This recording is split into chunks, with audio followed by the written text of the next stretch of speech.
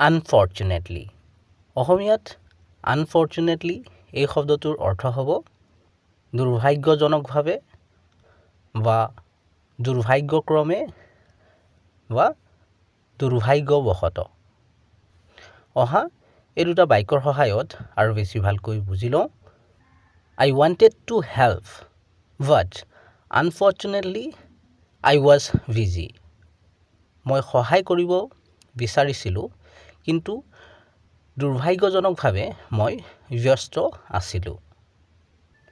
I wanted to go to the park but unfortunately it's closed today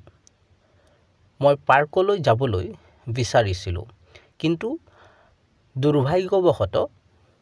পাৰ্কখন আজি বন্ধ আছে চেনেলটো